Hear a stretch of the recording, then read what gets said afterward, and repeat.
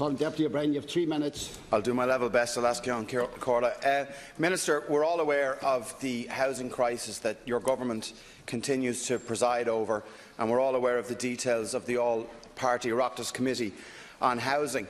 Now, this government has been very good on announcements, particularly in the social housing area, but it has been scant and very short on delivery.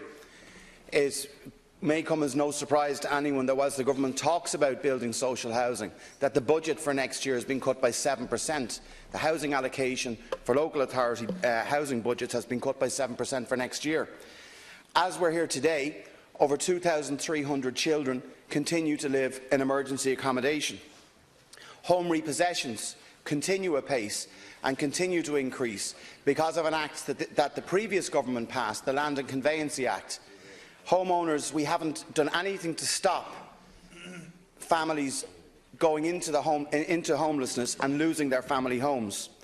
The lack of supply, though, is still a very serious one and is causing issues for house prices and also for the rental market.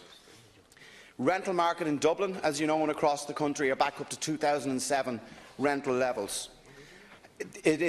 You can have a situation right now where a two-bedroom apartment in this city, €1,750 per month. Yet this government expects people to be able to save a 20% deposit to buy a house in Ireland right now. To get on the property ladder is practically impossible. Yet the Governor of the Central Bank is still refusing to do anything with the deposit rates that he has set down. And Minister Noonan has not been able to convince him that setting a ceiling of 20% deposit for buyers in the market is next to near impossible and is ensuring that families, and young families in particular, are not able to get onto the housing market. A €400,000 house, which would be a standard house in Dublin right now, if you're lucky enough to get one, you're looking at an €80,000 deposit. And as I said, this government has failed to be able to persuade the Governor that changes are required. The announcement made in the budget of the First Time Buyers Grant initiative, in our view, will do nothing further than to push up those prices further. The supply has not been addressed, and why would a builder or a developer who's currently selling houses at €400,000 not increase those prices up further? Because the government have given them a blank cheque effectively, and those who are going to suffer are the people who can't afford right now to buy houses. The government initiative is actually going to push that on further.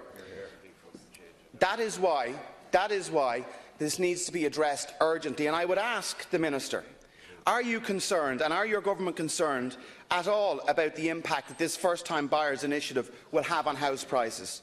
And furthermore, can you confirm if there was any impact analysis done by government on how this initiative will actually affect house prices? And if an impact assessment was done, will you publish it for debate in this House? Thank you, Deputy. Minister Britton, you have 3 minutes.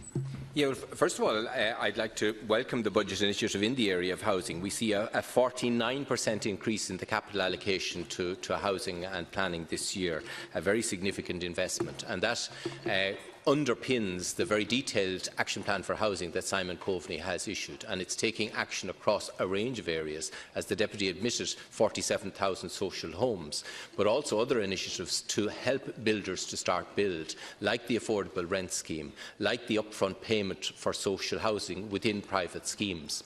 So there are many initiatives being taken and being delivered.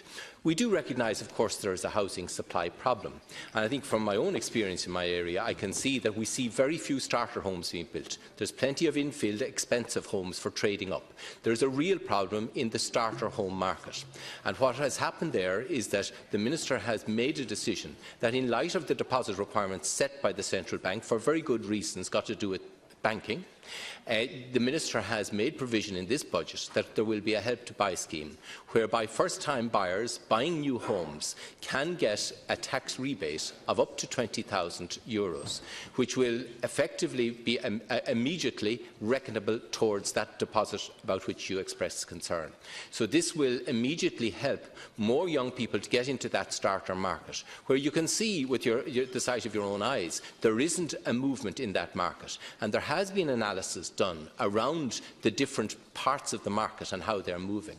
And very clearly, the starter home market is an area where there's low volume and there isn't movement. So this is a measure that's directly designed to help the very people you say, young people who are seeking to get on the home ownership ladder, who are in expensive rental accommodation, who find it difficult to put the deposit together. And here is a measure directly designed to assist those very people. Deputy O'Brien, you have 1 minute. Yeah, you didn't answer the question that I asked very clearly. Has the government done an independent impact assessment on your first-time buyers grant initiative? And if you have, will you publish it? Like, this is not a help to buy scheme. This is a help to sell scheme, and that is exactly what it is. I put it to you now, of the few estates that are being built in my area right now, you've starter homes at about 430,000. And I'm asking you, on behalf of government, can you give a commitment here now that you're confident that it will not lead, that your initiative here will not lead to house prices increasing further across the country? Because we are certain that it actually will. Because you've set a ceiling, a €600,000 house, you're going to give a €20,000 rebate. What we should actually be looking at doing is actually setting a cap and looking at construction costs. There's no initiatives. You've done nothing in relation to development levies, certification costs, VAT on construction, off-balance sheet developments, those type of things, bringing in the credit unions who would be able to fund schemes to build affordable homes for families. And you've done nothing to stop families falling into homelessness still, with home repossessions increasing day after day after day. So you're not going to the root cause of the problem. So I want to ask you, have you an independent assessment done? If so, will you publish it? And will you give a commitment to the House here that government is confident that your initiative here, that the initiative by government will not lead to further increases in house prices, because you're not addressing the supply issue? Minister.